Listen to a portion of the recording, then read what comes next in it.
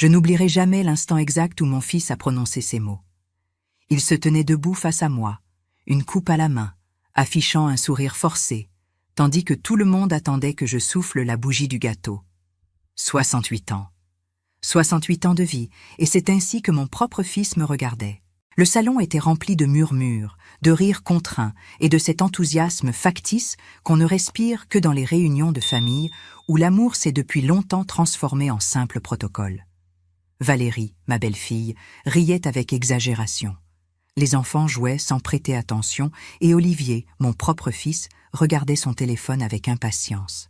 Alors je l'ai entendu. Ce n'était pas un cri, ce n'était pas une insulte directe, c'était pire. Une phrase prononcée entre ses dents, chargée de mépris et de venin. J'espère que c'est la dernière bougie qu'elle souffle.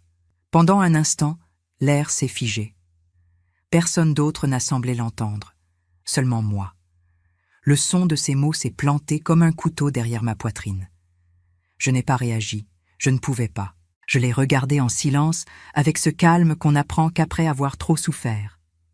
J'ai souri en faisant semblant de ne pas avoir entendu, et j'ai soufflé la bougie, tandis que la fumée s'élevait doucement, comme si elle voulait emporter avec elle le peu de foi qu'il me restait en mon propre sang. Tout le monde a applaudi, ri, m'a embrassé. Olivier ne s'est même pas approché.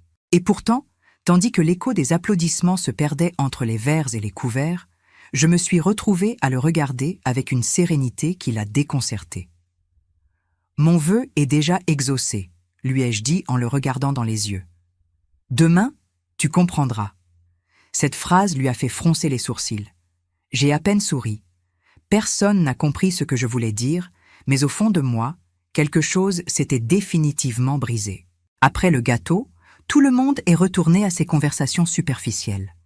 Ils parlèrent de voyages, de voitures neuves, d'affaires, de choses qui avaient cessé de m'intéresser depuis longtemps.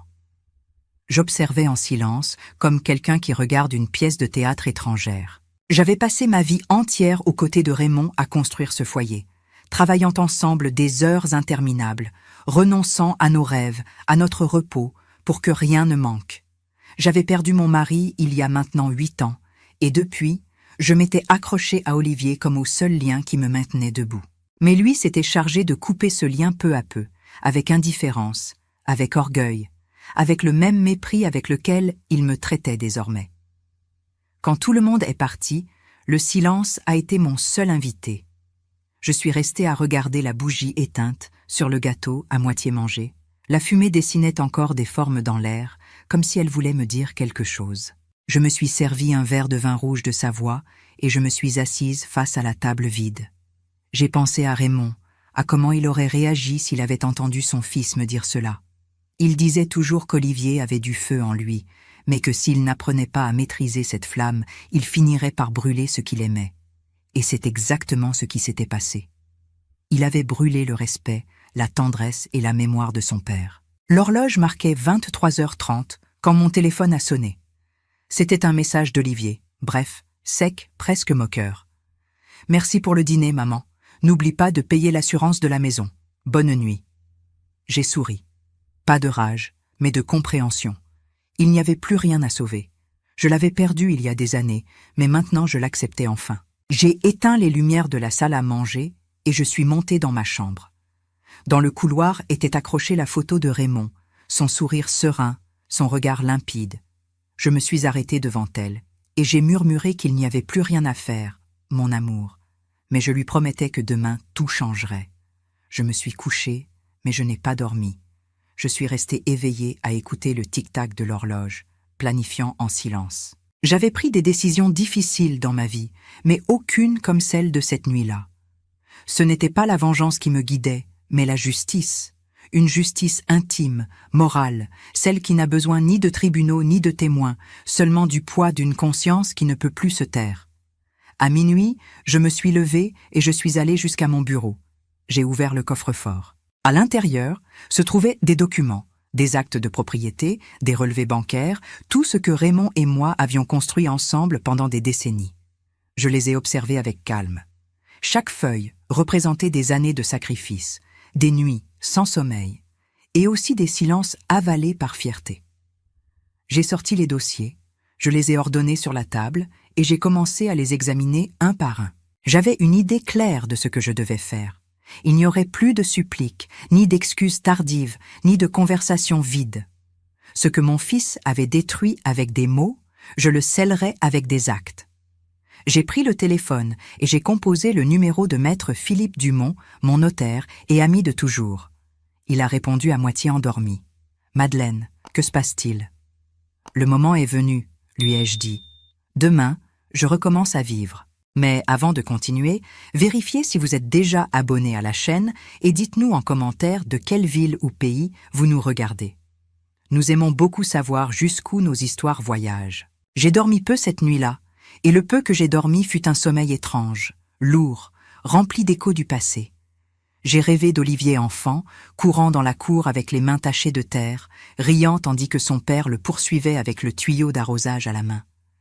J'ai rêvé de son rire pur, de ce regard d'admiration qu'il lançait à Raymond chaque fois qu'il lui apprenait quelque chose, comme s'il croyait que son père pouvait tout réparer. Et je me suis réveillée avec une sensation amère, avec la certitude que cet enfant était mort depuis longtemps, et que ce qui restait maintenant était un homme qui me regardait avec indifférence, presque avec honte. Je suis restée assise dans mon lit pendant quelques minutes, regardant les mains qui un jour avaient tenu les siennes. Ces mêmes mains avaient aidé à construire la maison où il avait grandi, les mêmes qu'il avait relevées quand il tombait, les mêmes qui lui avaient donné à manger quand son père était tombé malade. Et maintenant, ses mains semblaient étrangères, vieilles, fatiguées. Peut-être était-ce cela qu'il voyait quand il me regardait. Un fardeau, un vestige du passé qui ne servait plus à rien dans son monde nouveau. Le café du matin avait un goût amer, ou peut-être était-ce ma bouche qui ne pouvait plus distinguer les saveurs. Pendant que je buvais, j'ai regardé par la fenêtre le jardin que Raymond entretenait autrefois avec tant de soin. Les fleurs fanées semblaient accompagner mon insomnie. Depuis sa mort, tout avait été en descente. Son absence avait tout changé. Olivier l'aimait, bien sûr, mais sa mort l'avait rendu plus froid, plus calculateur. Il s'était réfugié dans le travail, dans l'argent, dans Valérie. Cette femme qui, dès le début, m'avait regardé comme si j'étais un poids. Valérie est arrivée dans notre vie avec le sourire de quelqu'un qui semble doux, mais avec les yeux de quelqu'un qui calcule chaque mot. Je me souviens que la première fois qu'il me l'a présentée, elle m'a serré la main avec une force qui m'a paru fausse. « Enchantée, madame », a-t-elle dit avec un sourire aussi blanc que sa robe. Elle ne me regardait pas avec tendresse, mais avec inspection, comme si elle mesurait le terrain. Dès le début, j'ai su qu'elle serait une fissure dans la famille, mais je me suis tue. Raymond disait toujours qu'on ne doit pas juger celui que notre enfant choisit d'aimer. Quelle ironie, ce fut son amour à elle qui l'éloigna de moi. Avec le temps, Valérie s'est chargée de mettre de la distance entre nous. Au début, avec subtilité. « Ta mère est fatiguée, mon chéri, laisse-la se reposer. Ne l'embête pas avec tes affaires. La maison n'est plus adaptée pour les visites. C'est mieux qu'elle reste chez elle. » Chaque phrase était une brique de plus dans le mur qu'elle construisait entre mère et fils. Et Olivier, aveuglé par le confort et l'admiration que lui inspirait sa femme, ne voyait pas comment elle le manipulait. Moi, je le voyais. Et c'était le pire, voir comment ton propre fils se transforme sous tes yeux sans pouvoir rien faire. Les années ont passé et les appels sont devenus sporadiques, les visites de plus en plus froides. Ils venaient à Noël, aux anniversaires, par obligation. Ils apportaient des cadeaux chers, mais des regards vides.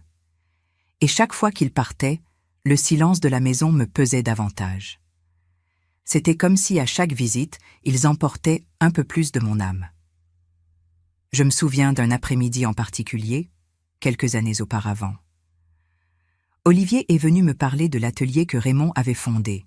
C'était une petite entreprise familiale d'ébénisterie. Pendant des décennies, cela avait été notre gagne-pain et la fierté de mon mari. Quand Raymond est mort, Olivier a pris les rênes. J'ai cru que c'était le cycle naturel, que mon fils continuerait l'héritage. Mais ce ne fut pas le cas. Il l'a transformé en quelque chose que je ne reconnaissais plus. « Maman, les temps ont changé, m'a-t-il dit cet après-midi-là. Ta façon de penser est dépassée. »« Peut-être, lui ai-je répondu, mais l'honnêteté et le respect ne se démodent jamais. » Il a ri, un rire court, plein de suffisance. Ce n'est pas pour ça, c'est que nous n'avons plus besoin de cette façon de penser. Tout est business maintenant. Ce jour-là, j'ai su que quelque chose s'était brisé. Nous ne parlions plus la même langue. Ce qui pour moi était fierté, pour lui, était un obstacle. Ce qui pour moi était amour, pour lui, était une dette en attente. Un jour, il m'a demandé de transférer la maison à son nom. Ce fut la première fois que nous nous sommes disputés avec une vraie dureté. « Je ne veux pas d'héritage de mon vivant », lui ai-je dit. « Je veux vivre tranquille. »« Ce n'est pas pour ça », m'a-t-il répondu agacé. « C'est pour la sécurité. Tu n'as aucune idée de comment fonctionnent les choses maintenant. »« J'ai une idée très claire », lui ai-je répondu. « Je sais comment fonctionne l'ingratitude. » Il n'a plus insisté après cela, mais son regard a changé. Il ne me voyait plus comme une mère, mais comme un obstacle.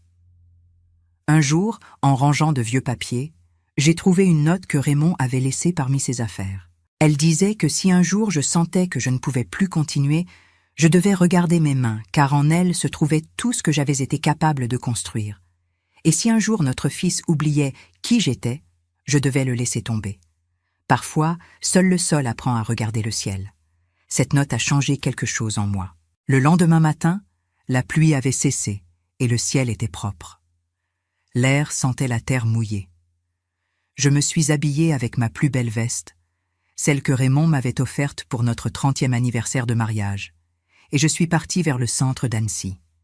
J'ai marché sans me presser, le cœur lourd mais déterminé. Je savais que ce que j'allais faire changerait pour toujours le cours de ma famille, mais je savais aussi que je ne pouvais plus continuer à être spectatrice de ma propre humiliation. L'étude de maître Philippe Dumont était toujours la même. Des murs couverts de livres, une odeur de papier et de vieux café, et une lumière tamisée qui entrait par la fenêtre latérale. Quand il m'a vu entrer, il s'est levé immédiatement et m'a serré dans ses bras. J'ai senti dans ce geste un mélange de surprise, d'affection et d'inquiétude. « Cela fait longtemps, ma chère amie », m'a-t-il dit avec un sourire triste. « Je pensais que tu avais oublié le monde. J'ai failli le faire, » ai-je répondu en prenant place. Mais le monde ne m'a pas oublié, lui. Nous avons passé quelques minutes en silence, comme deux vieux amis qui se retrouvent avec les années sur les épaules et trop de choses à dire. Finalement, il m'a regardé dans les yeux et a demandé pourquoi j'étais là. J'y ai réfléchi quelques secondes avant de répondre. Parce que je ne veux plus mourir en étant une lâche.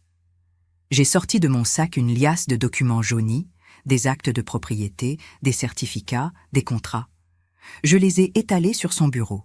Il les a observés attentivement, ajustant ses lunettes. « Ce sont les propriétés de l'atelier, la maison, les comptes, » a-t-il murmuré.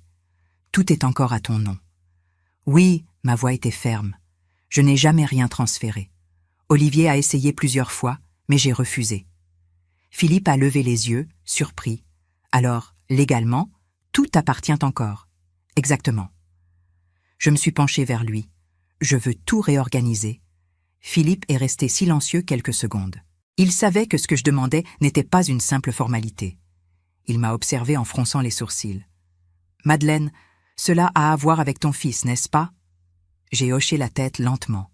« Oui, avec lui et avec ce qu'il est devenu. » Je lui ai tout raconté. Le dîner, les mots, le mépris accumulé, les années de distance, la façon dont Valérie l'avait manipulé jusqu'à lui faire croire que j'étais un fardeau. Pendant que je parlais, il ne m'a pas interrompu une seule fois. Il m'a juste écouté avec ce calme qu'ont les hommes qui ont vu trop d'histoires semblables. Quand j'ai terminé, il a soupiré. « Je ne peux pas te blâmer de te sentir ainsi, » a-t-il dit. « Mais dis-moi, qu'est-ce que tu veux faire exactement ?»« Je veux qu'il comprenne. » ai-je répondu sans trembler. Je veux qu'il sache que le respect ne s'achète pas, que l'argent ne le rend pas invincible, que l'homme qui méprise ses racines est condamné à rester sans ombre. Philippe m'a observé en silence, les doigts entrelacés sur le bureau. Il a hoché la tête lentement, comprenant que ma décision était prise. Il m'a alors expliqué comment fonctionne la loi française. Olivier, en tant que fils unique, a droit à la réserve héréditaire, c'est-à-dire la moitié de mon patrimoine. C'est la loi, on ne peut pas y échapper. Mais la quotité disponible, l'autre moitié, je peux en faire ce que je veux. Et c'est cette moitié-là que je destinerai à mes petits-enfants. Nous avons passé des heures à réviser des documents, à signer des papiers, à ajuster des détails. Tout devait se faire dans les règles, sans faille juridique. Philippe m'a expliqué que nous réorganiserions mes biens de façon stratégique. L'assurance vie, qui échappe à la succession, serait entièrement destinée aux petits-enfants. Lucas, Théo et la petite Camille. La vente de l'atelier aussi irait dans ce sens. Olivier recevrait uniquement ce que la loi l'obligeait à recevoir. Pas un centime de plus. Quand nous avons terminé, il m'a offert un café.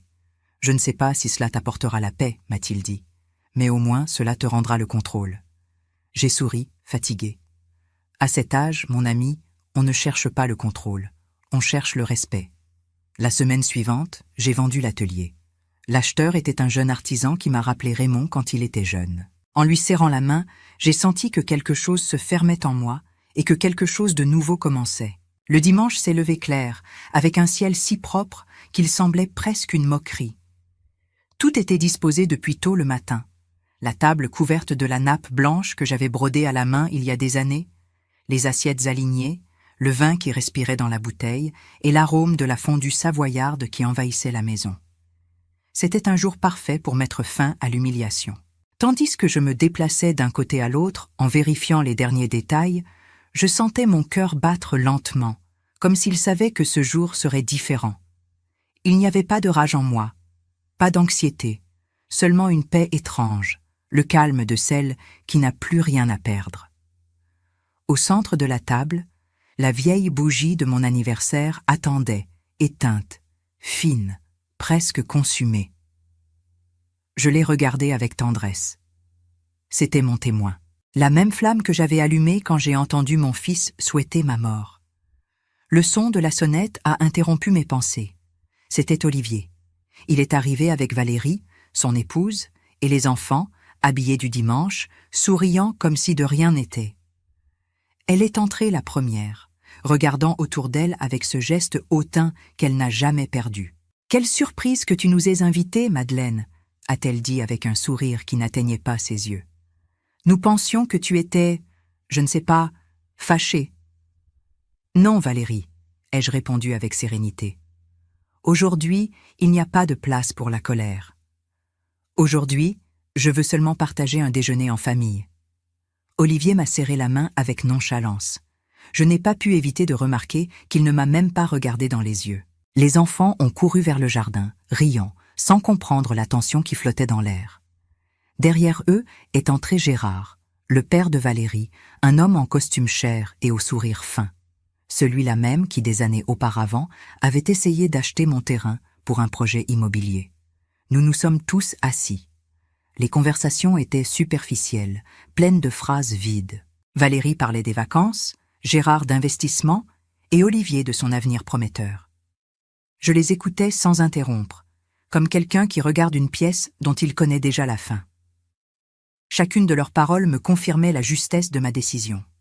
« Maman, » a dit Olivier en levant son verre, « je veux porter un toast. »« Bien sûr, » ai-je répondu calmement. « À toi » a-t-il dit d'un ton théâtral, « pour tout ce que tu as fait. » Valérie a souri et hoché la tête. « Oui, Madeleine, » a-t-elle ajouté. « Merci de nous avoir enseigné la valeur du travail, même si certaines de tes méthodes sont un peu dépassées. Tout le monde a ri. Tout le monde sauf moi. » J'ai levé mon verre en les regardant dans les yeux. Trinquons, oui, mais pas au passé. Trinquons à l'avenir. Olivier a souri, satisfait. Exactement. À l'avenir de la famille. J'ai hoché la tête lentement. Oui, à l'avenir. J'ai bu une gorgée de vin et je me suis levée. J'ai marché jusqu'au buffet et j'ai sorti une enveloppe. Je l'ai posée devant Olivier. « Avant de manger, je veux te remettre quelque chose, » ai-je dit. Il l'a prise, curieux. « Qu'est-ce que c'est ? » ?»« Ton cadeau. » Il a ouvert l'enveloppe et a commencé à lire. Au fur et à mesure qu'il avançait, son visage a changé. D'abord l'incrédulité, puis la confusion, et finalement la panique. « Qu'est-ce que ça veut dire ?» a-t-il demandé d'une voix tremblante. « Cela veut dire, » ai-je répondu sans détourner le regard, « que j'ai réorganisé mon patrimoine. L'atelier a été vendu. L'assurance vie va intégralement à tes enfants. Tu recevras uniquement ce que la loi m'oblige à te laisser, la réserve héréditaire, pas un centime de plus. Valérie s'est levée brusquement, les yeux exorbités. « Qu'est-ce que tu dis ?»« Ce que tu entends, lui ai-je dit. La prochaine fois que vous parlerez d'avenir, assurez-vous de le construire vous-même. » Le silence est tombé sur la table comme une pierre. Gérard s'est raclé la gorge, mal à l'aise. Les enfants, inconscients de tout, continuaient à rire dans le jardin. Olivier m'a regardé, la voix brisée. « Tu ne peux pas me faire ça, maman. C'est déjà fait.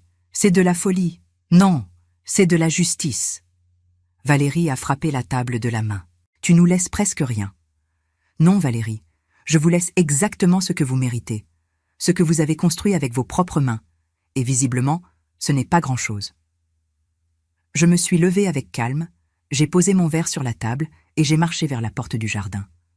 Avant de sortir, je me suis retournée. « Ah, au fait, ai-je ajouté, le dessert est au réfrigérateur, mais je ne vous le recommande pas. Il est aussi froid que vous. » Je suis sortie dans le jardin. J'ai fermé les yeux et j'ai respiré profondément. L'air était propre. La bougie au centre de la table brûlait encore, petite, tremblante, mais vivante. J'ai souri. Mon vœu s'était exaucé. Je n'ai pas dormi cette nuit-là, non pas parce que les doutes me tourmentaient, mais parce que le silence après la tempête a un son propre, un écho qui s'insinue dans les os. La maison était calme, trop calme. Je pouvais encore sentir l'odeur du vin renversé sur la nappe, la nourriture froide sur la table, le parfum de Valérie mélangé à la fumée de la bougie qui s'était finalement consumée. C'était l'odeur d'une faim. Je me suis assise dans le salon sans allumer les lumières. Dehors, les chiens aboyaient au loin et à l'intérieur, il ne restait que le tic-tac de l'horloge. Il n'y avait pas de remords en moi, pas même de tristesse. Ce que je ressentais était un calme rare, comme si j'avais enfin fermé une blessure que je portais ouverte depuis toute une vie. Les jours suivants ont passé dans un silence pesant. Les appels d'Olivier, je ne les ai pas pris. Les messages de haine de Valérie, je les ai lus sans répondre. « Tu es une vieille égoïste », disait l'un d'eux. « Tu vas le regretter », disait un autre. J'ai éteint le téléphone et je l'ai laissé dans un tiroir. Un après-midi, alors que je ne m'y attendais pas, la sonnette a retenti. En ouvrant la porte, j'ai trouvé quelque chose qui m'a arrêté le cœur. Ce n'était pas Olivier, c'étaient les enfants. Tous les trois, avec leur cartable sur le dos et les yeux énormes, confus. Derrière eux, une jeune femme, la nounou, m'a salué avec un mélange de respect et de nervosité. « Madame, a-t-elle dit, votre fils a demandé que je les garde cet après-midi. Il a des affaires urgentes à régler. » Urgente, ai-je pensé. Elle l'était toujours quand il fallait affronter les conséquences de ses actes. Les enfants sont entrés en courant. Cela faisait si longtemps que je n'avais pas entendu leur rire dans cette maison que pendant un moment, j'ai eu l'impression que le temps reculait. Le plus petit, Théo, s'est arrêté devant le portrait de Raymond. « C'était le grand-père » a-t-il demandé en montrant la photo. « Oui » ai-je répondu en souriant doucement. « Et toi, tu as ses yeux. » L'enfant est resté à le regarder quelques secondes, comme s'il essayait de se souvenir d'un visage qu'il n'avait jamais connu. Puis il a couru au jardin et les autres l'ont suivi. Ils ont passé l'après-midi à jouer parmi les feuilles mortes, à rire, à se salir de terre, à inventer des histoires. Je les observais depuis le porche avec une sensation étrange, comme si mon cœur, après tant d'années endormies, commençait à battre fort de nouveau. Quand ils se sont fatigués, je les ai assis à table et je leur ai servi du chocolat chaud avec des tartines, comme Raymond le faisait avec Olivier quand il était petit. Je ne l'avais pas prévu, c'est simplement sorti tout seul. Le plus grand, Lucas, m'a regardé en silence pendant qu'il mangeait. « Mon papa est fâché contre toi », a-t-il dit avec cette sincérité brutale que seuls les enfants ont. J'ai hoché la tête lentement. « Oui, je sais. Il dit que tu l'as trahi. »« Peut-être, » ai-je répondu. « Mais parfois on fait ce qui est juste, même si les autres ne comprennent pas. » Lucas m'a observé avec curiosité, et puis, sans rien dire, il a continué à manger. Quand la nounou est revenue les chercher à la tombée de la nuit, Théo m'a serré dans ses bras sans me demander la permission. « Est-ce qu'on peut revenir ?» a-t-il demandé. « Bien sûr, mon petit, cette maison sera toujours la vôtre. » Je les ai regardés s'éloigner sur le chemin, et pour la première fois depuis longtemps, j'ai souri sans tristesse. Le lendemain matin, j'ai trouvé une petite enveloppe sous la porte. C'était une feuille pliée maladroitement, écrite d'une écriture enfantine. Elle disait « Grand-mère, merci de nous avoir laissé jouer. Papa pleure quand il croit qu'on ne le voit pas. Je ne comprends pas pourquoi vous vous disputez, mais je veux que vous vous aimiez à nouveau. Maman dit que tu es méchante, mais je ne crois pas. Les méchants ne font pas de chocolat chaud pour les enfants. Je t'aime. » Lucas signait à la fin avec une tache de chocolat sur l'encre. Cette lettre m'a fait ouvrir une vieille boîte en bois que je gardais dans l'armoire. Dedans, il y avait des enveloppes jaunies, des photos en noir et blanc, et un mouchoir plié avec le parfum de Raymond presque évanoui. Mais parmi tout cela, il y avait quelque chose que je n'avais jamais vu. Une enveloppe fermée, avec mon nom et celui d'Olivier écrit de sa main. À l'intérieur, il y avait 2 lettres séparées par un ruban rouge. La première disait « Pour toi, Madeleine », la seconde « Pour Olivier ». J'ai lu la mienne les larmes aux yeux. Raymond me parlait d'amour, de patience, de ne pas laisser la douleur me transformer en quelqu'un d'amer. Et il me demandait de donner sa lettre à notre fils quand le moment serait venu. Le lendemain, je suis allée chez Olivier. J'ai frappé à la porte et quand il a ouvert, je lui ai simplement tendu l'enveloppe. « C'est de ton père », ai-je dit. « Lis-la seule. » Et je suis partie sans attendre de réponse. Plusieurs jours ont passé depuis que j'ai laissé la lettre de Raymond entre les mains d'Olivier. Je ne l'ai pas revue depuis. Je ne m'y attendais pas non plus. Chacun a besoin de son propre temps pour affronter ce qui fait mal, et le sien, je le sais bien, est celui du silence. Mais malgré tout, il y a quelque chose dans l'air, une sensation différente, comme si le poids de tant d'années commençait peu à peu à se dissiper. Les jours passent tranquillement. Le soleil entre par les fenêtres de la maison avec une lumière plus douce et le cerisier du jardin, celui que je croyais mort, a maintenant des fleurs. Je les ai comptées ce matin. 5. Je ne sais pas pourquoi, mais j'ai senti que ce nombre avait quelque chose de symbolique. Peut-être parce que cela faisait 5 ans que nous ne nous parlions pas vraiment, même si nous étions à la même table. Un après-midi, alors que je balayais la cour, j'ai entendu le moteur d'une voiture s'arrêter devant la maison. Je ne me suis pas montré tout de suite. J'ai continué à balayer comme si le temps n'était pas pressé. J'ai entendu les pas s'approcher, le grincement du portail et puis sa voix. « Maman ». Je me suis retournée lentement. Olivier était là, les mains vides et une expression que je ne lui connaissais pas. Il ne portait ni costume ni cravate, juste une chemise simple, froissée, et un regard qui ne savait pas s'il était triste ou fatigué. « Bonjour mon fils », lui ai-je dit sans surprise. « Je peux entrer ?» « Tu as toujours pu. » Il est entré lentement, regardant tout autour de lui. La maison était toujours la même, mais pour lui elle semblait nouvelle.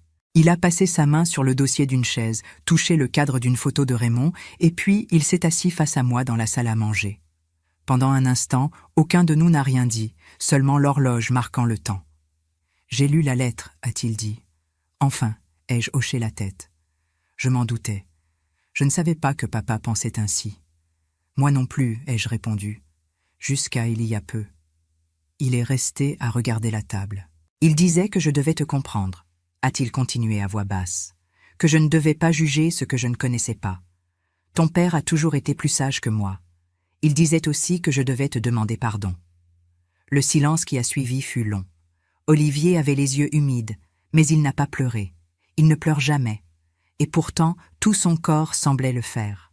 « Je ne suis pas venu pour le dire », a-t-il murmuré. « Pas encore. »« Tu n'as pas besoin de le faire, » ai-je dit. « Il y a des choses que l'âme comprend sans être prononcée. » Alors, sans dire un mot, il s'est levé et il est allé au jardin. Je l'ai suivi. Il s'est arrêté devant le cerisier et a observé les fleurs blanches qui pendèrent des branches. « Il est vivant, » a-t-il dit, presque pour lui-même. « Oui, » ai-je répondu. Parfois la vie se déguise en mort, juste pour revenir plus forte. Olivier a tendu la main et a touché une des fleurs avec délicatesse. « Vous l'avez plantée, toi et papa, l'année où je suis né. » Il a souri faiblement. Je ne me souvenais pas de ça. C'est normal, lui ai-je dit. Les enfants oublient, les parents gardent. Nous sommes restés un moment ainsi, en silence. Le soleil tombait doucement et l'ombre du cerisier couvrait une partie du jardin. Olivier a regardé le sol, puis il m'a regardé. « J'ai apporté quelque chose », a-t-il dit. Il est retourné à la voiture et est revenu avec un petit cadre. Il me l'a remis sans parler. C'était une vieille photo de Raymond, lui et moi, dans l'atelier. Un voisin l'avait prise quand Olivier avait 8 ans. Raymond souriait avec ses mains sur mes épaules et lui, couvert de poussière, tenait un marteau trop grand pour sa taille. La photo avait un coin déchiré, mais elle était toujours parfaite. « Je l'ai trouvée dans une boîte », a-t-il dit. « J'ai pensé qu'elle devait être avec toi. Je n'ai pas su quoi dire. Je l'ai juste tenue avec précaution, comme si j'avais peur que l'air ne l'efface. Merci, mon fils. » Il a fait non de la tête doucement. « Merci à toi. » C'est alors que j'ai remarqué quelque chose dans son regard. Ce n'était pas le pardon, c'était quelque chose de plus difficile, de plus réel, la compréhension. Ce regard qu'on ne donne que quand l'amour se débarrasse de l'orgueil et se montre tel qu'il est, imparfait, fatigué, mais encore vivant. Nous nous sommes assis sous le cerisier. Nous n'avons pas beaucoup parlé, ce n'était pas nécessaire. Nous avons parlé de l'atelier, des enfants, du travail, de petites choses. Et bien que les mots fussent simples, le ton était différent. Pour la première fois depuis des années, Olivier me parlait sans distance, pas comme à une vieille dame qu'on supporte avec patience, mais comme à une mère. Quand le soleil a commencé à se coucher, il s'est levé. « Je dois y aller », a-t-il dit. « Les enfants t'embrassent. Dis-leur que je les attends quand ils voudront. » Il a hoché la tête. Il a fait quelques pas vers la porte, mais avant de sortir, il s'est retourné et m'a regardé une dernière fois. « Maman. »« Oui. »« Prends soin de lui, » a-t-il dit en montrant le cerisier. « Je promets de venir le voir fleurir. » Cette nuit-là, j'ai allumé une bougie et je l'ai placée à côté de la photo qu'il m'avait apportée.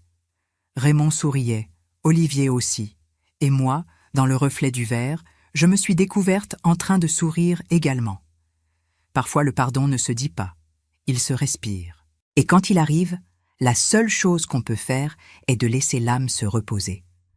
J'ai regardé le cerisier par la fenêtre, ses fleurs blanches brillant sous la lune. Mon vœu s'était exaucé. Ce n'était pas la vengeance, c'était le réveil. Et tandis que les pétales tombaient doucement comme une neige blanche, j'ai compris que le pardon ne se dit pas toujours avec des mots. Parfois, il se dit avec une fleur qui renaît là où il n'y avait que des épines. Si cette histoire a touché votre cœur, répondez ici dans les commentaires. À ma place, qu'auriez-vous fait? N'oubliez pas de regarder la prochaine vidéo qui apparaît sur votre écran. Elle apporte un rebondissement surprenant et émouvant qui vous captivera du début à la fin.